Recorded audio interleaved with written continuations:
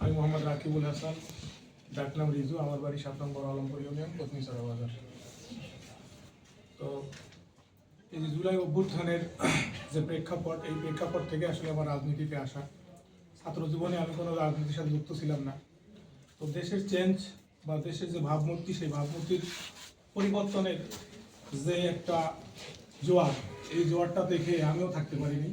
বিধায় আমি আজকে আমার বয়স ধরতে গেলে প্রায় 43 বছর। তো 43 বছর বয়সে এই রাজনীতিতে পদার্পণ করা, এটার একটাই উদ্দেশ্য যে আমি যদি আজকে মুখ থুবড়ে পড়ে থাকি বা ঘরের ভেতরে নিজেকে লুকায় রাখি, তাহলে এই দেশের পিছনে দাঁড়াবে কি, দেশের সহযোগিতায় হাত বাড়াবে কি। তো এই যে একটা আত্ম উপলব্ধি, এই আত্ম উপলব্ধি নিয়েই মূলত আমার এই রাজনীতিতে আসে।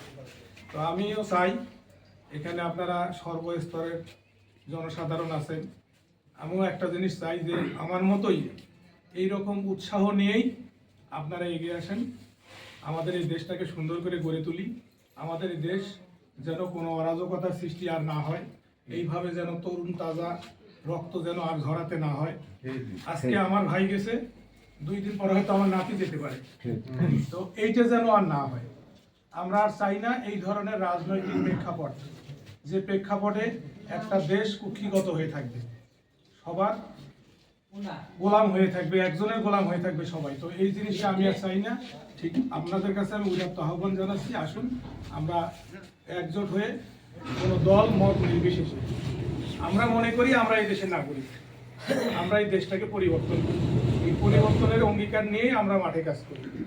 আজকে নির্বাচন আছে, নির্বাচনের পর কি হবে সেটা পরে থাকবে, কিন্তু আমরা চাই আমাদের এই দেশটাকে সুষ্ঠু সুন্দর একটা বাসযোগ্য পরিবেশ তৈরি করার। তা আমি রাজনৈতিক কোনো বক্তব্য দেব না, আমি আপনাদের এতটুকু উদাত্ত আহ্বান জানাচ্ছি। এই বলে আপনাদের অসংখ্য ধন্যবাদ জানাচ্ছি যে আজকের এই আয়োজনে এখানে আমরা 2টা দল আছি, জাতীয় নাগরিক পার্টি এনসিপি প্লাস জামাতে ইসলাম বাংলাদেশ, পাশাপাশি আপনারা স্থানীয় নেতৃবৃন্দ। সবাইকে অসংখ্য ধন্যবাদ জানিয়ে শেষ করছি। আসসালামু আলাইকুম ওয়া রাহমাতুল্লাহ।